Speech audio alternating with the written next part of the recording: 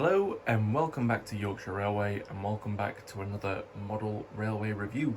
This time we'll be doing another rolling stock review in the form of my second Bachmann purchase, which is this. Another OTA wagon, however obviously this one is a Bachmann one. A little bit different in terms of price because I paid £41.60 for this from Rails of Sheffield. Obviously nice view inside of the mirror, but we'll take a closer look at that. And if you want to get one for yourself, it is number 38301A OTA Timber Carrier Wagon, and that is in the EWS. It has a load as well, and it is weathered. So yeah, nice little one to start off with. Just take it out of the packaging and we'll take a closer look at it. Okay, so before I undo the clamshell, first thing to note is there is a accessories pack with this. This seems to be like the poles that go up the side. They're not pre-fitted. You can see there is little holes to pop in there. Let's have a look at this in person.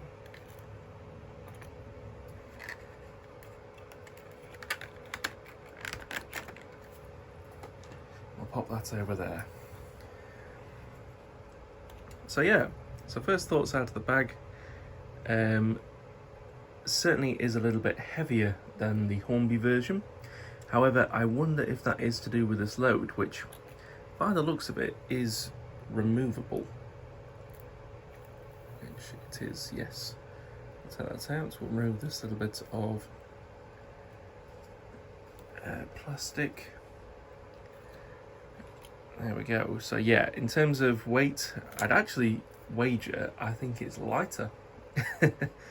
Strangely, yeah, the actual wagon does appear to be a bit lighter than the Hornby rendition. Obviously that is fixed with this resin log load. So as you can see, it is hollow inside there.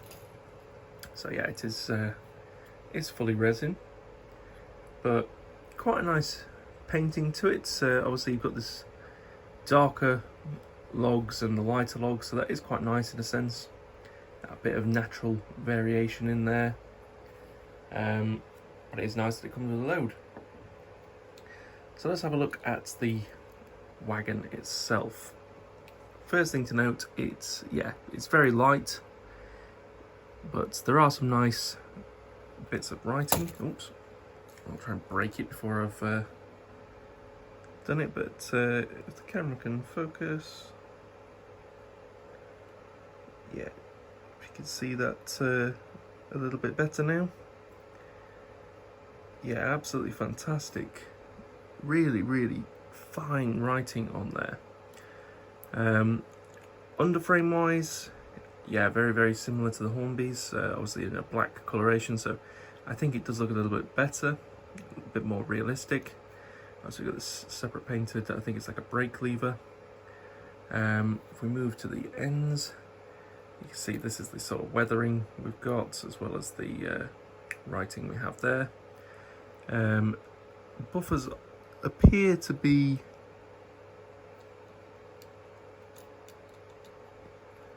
you know what? I think they're plastic. They don't appear to be metal.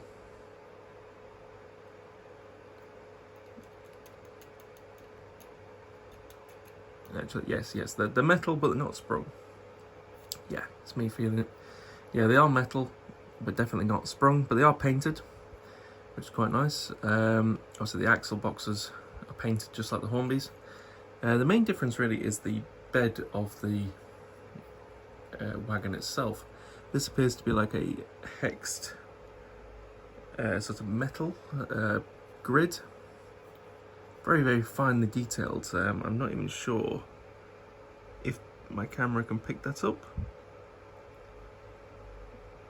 But yeah, it's. I'll try and get some pictures of that so you can see it in a bit better detail. But yeah, it's absolutely fantastic.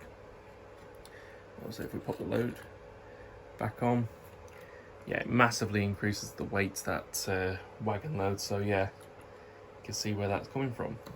But what we'll do is we'll get the wagon on the tracks. We'll give it a bit of a running test for the free rolling test. See how it compares with the Hornby, because the Hornby wasn't that great in that department, and we'll see how it does.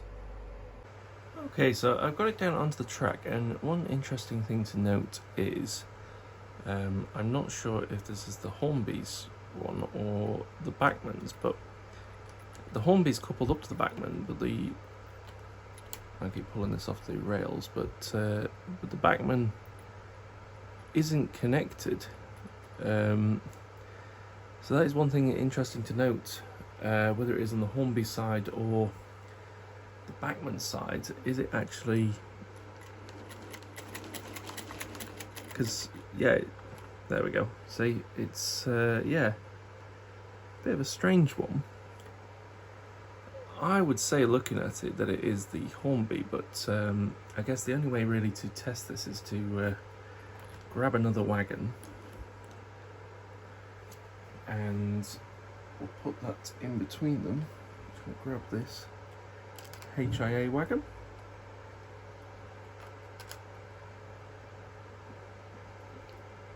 Yeah, see, that's in line with the Hornby, but yeah, the Bachmann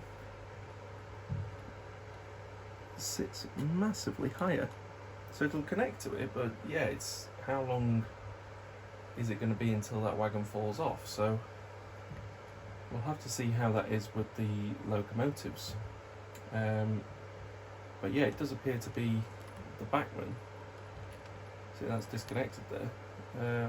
Yeah, bit of a funny one. Bachmann are usually quite on this. It's usually, strangely, it's usually Dapple that have the dodgy couplings. Oh, see, I flip it around onto that side, that one seems in line. That is strange. You can line that up. See, that one's in line, look. So it's just this one. Interesting. Might be a dodgy coupling, but I'll take a look at that in greater detail. But yeah,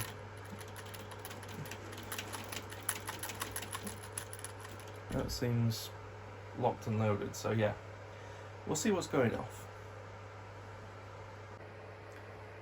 Okay, so I have got the two OTA wagons hooked up to this lovely Hatton's Class 66, and what we're going to do is we're just going to send her on a trip around the layout, see how she performs with a loco and another rolling stock.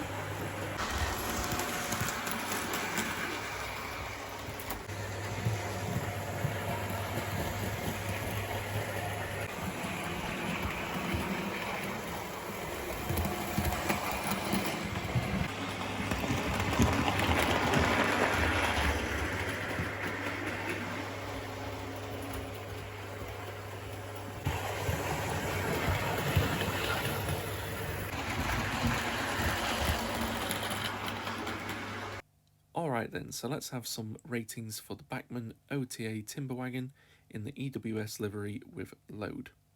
And we're going to start off with performance, which I've awarded 4.5 stars.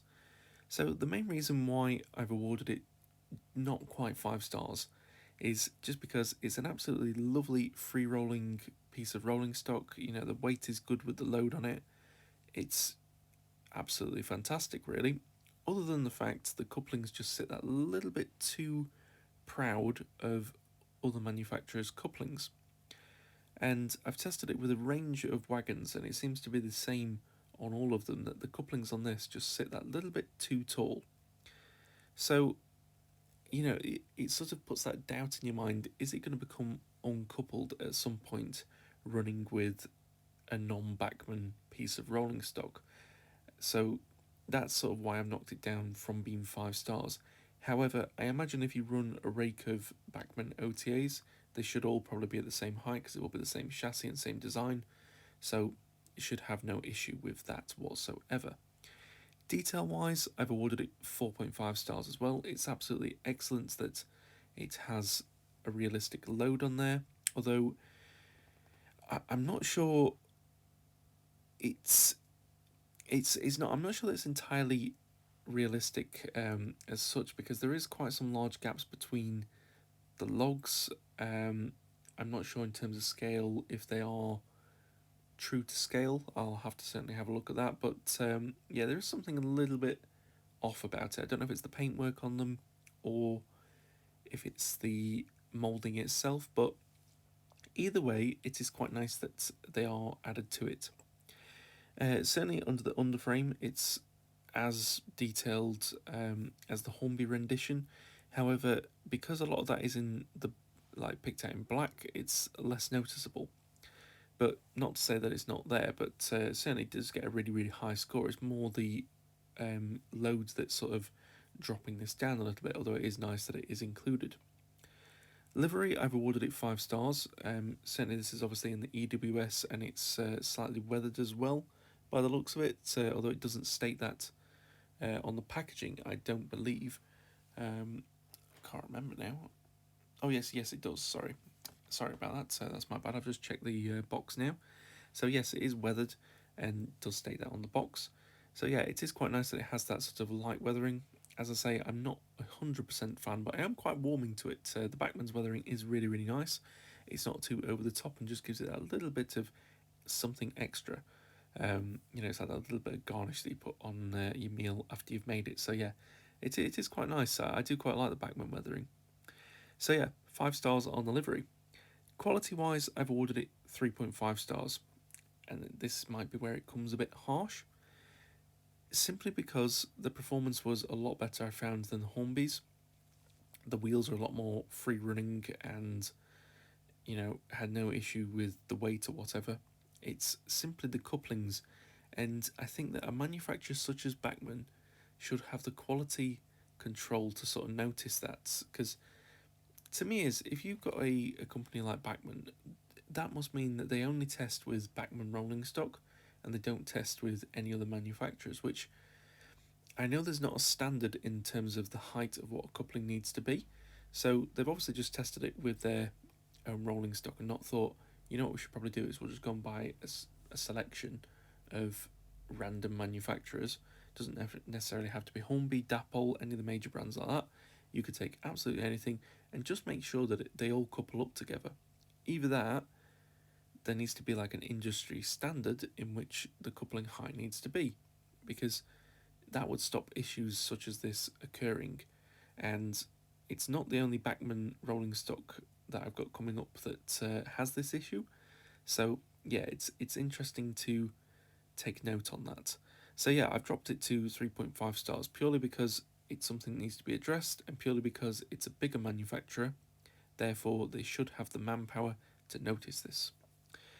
And then we get to value. And value, I've put it at 4 stars, simply because it's £41. So we've hit the £40 mark for the piece of rolling stock, which in today's standards isn't too bad. However, compared to the Hornby rendition that you can purchase in the £20 mark, are we really saying that there is a £20 charge just for the load? That's what we've got to sort of question ourselves into this, because you can pick up from off-brand sort of, well, it's not off-brand, they are branded, but it's not like a major brand company that makes them. But you can pick up loads for the OTA wagons that will fit both the Bachmann and the Hornby as an additional part, and they cost about £10. So that will boost the Hornbys up into the 30s. But even still, there's still a big difference between that. You know, £10 is a lot of money at the end of the day. So yeah, that's why it's not quite getting 5 stars. I do think, you know, for the price, it's definitely worth it. It's a lot more. It feels a lot more quality in terms of the plastic. I don't really know how to describe that as such, really, but the overall feel of this piece of rolling stock compared to the Hornbys just feels a lot more robust, a lot more better quality plastic. So yeah, I don't think it's bad in terms of value. I just think it needs to be addressed that if we're charging £20 now for the load, is it necessary? Should they just have it without it and take that £20 off and become a bit more competitive with Hornby? Because realistically, you could charge the same price then. But anyway, that gives us the overall rating of 4.3 stars, which is quite interesting because when I was filming this video, having done the Hornby a few weeks before, I sort of thought to myself when I was filming this, I was like, wow, this is so much better than the Hornby. However, when I sort of edit these videos, I film them, I don't edit them in the same day, I sort of get to them when I can, so sometimes can be a few weeks after I've actually filmed them, and therefore it gives me a bit of time to sort of think, reflect, run them a little bit longer, have a look at them, and it allows me to sort of gather my thoughts a little bit more, and that way I can sort of get a bit more of a clearer head on how I'm going to rate it.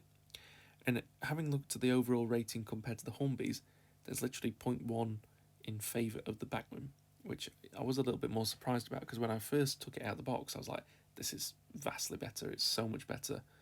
But yeah, it turns out there's really not that much in it, and I'd certainly say if you're not too fussed about the load, then maybe the Hornby is the one to go for.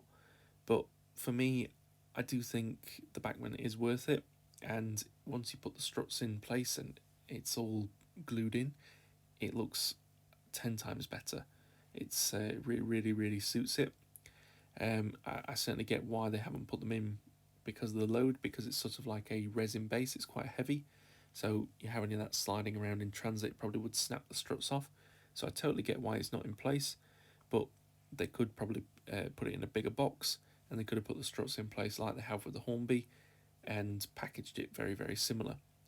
But anyway, that is all from me today, guys. I want to know, do you have one of the Bachmann OTAs, and do you find the couplings to be a little bit on the higher side, or is it just my particular model that I have? So drop that down in the comments down below. Which one out of the two do you personally think is the best? Do you think the Hornby one is the best, or do you think the Bachmann is the better model out of the two? So yeah, that is what I would like to know in the comments down below. If you've enjoyed this video, don't forget to hit the thumbs up, and if you're not already, hit the subscribe button as well. That way you will get notified when I upload new videos to the channel. Also, we've got plenty more model reviews to do, as well as we've got the layout build, and occasionally have a bit of train talk, as well as I've got a few other videos in the pipeline, such as like the heritage railways and a few other railway things I've been up to in and about my sort of daily life. So yeah, if any of that sounds of interest to you, don't forget to hit that subscribe button, and I will catch you in the next video. So take care everyone, see you later.